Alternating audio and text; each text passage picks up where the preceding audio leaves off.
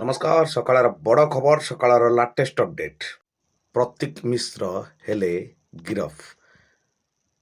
ଯାହା ଘଟଣାର ତତ୍ତ୍ୱ ଆକାରରେ ଜଣେ ଝୁନି ରାନୀ ପଣ୍ଡା ନାମକ ଜଣେ ଝିଅକୁ ପ୍ରେମ ନିବେଦନ କରିବା ପରେ ବିଫଳ ହେବା ପରେ ତାଙ୍କ ନାଁରେ ସିମ୍ ଆଣି ତାଙ୍କ ନାଁରେ ଆଇଡି ଖୋଲି ସେଇ ଫେସବୁକ୍ ପେଜ୍ରେ ହିଁ ସିଏ ପୋଷ୍ଟ କରିଥିଲେ ଏହି ବିପଦପୂର୍ଣ୍ଣ ମେସେଜ, ଯାହାପରେ ନେଇଥିଲେ ସାଇବର ଥାନା ବଡ଼ ଆକ୍ସନ ଏବଂ ଆକ୍ସନ ନେବା ପରେ ହିଁ ଗତକାଲି ଗିରଫ କରିଥିଲେ ପ୍ରତୀକ ମିଶ୍ରକୁ।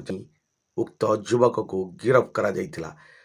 ଏବେ ଚର୍ଚ୍ଚାର ବିଷୟ, ରାଗରେ ବି ଏମିତି ନେଇପାରନ୍ତି ପ୍ରତିଶୋଧ, ଯାହା ସମ୍ପୂର୍ଣ୍ଣ ଭାବରେ ଦେଖିବାକୁ ମିଳିଛି। ଏମିତି ଏକ ଘଟଣା ଚର୍ଚ୍ଚାର ବିଷୟ ସାଉଁଟିଛି। ପ୍ରତୀକ ମିଶ୍ର ନାମକ ବ୍ୟକ୍ତି ଜଣେ ସାଇବର ଥାନାରେ ଅଭିଯୋଗ ପରେ ତାଙ୍କୁ ଗିରଫ ହୋଇଛି।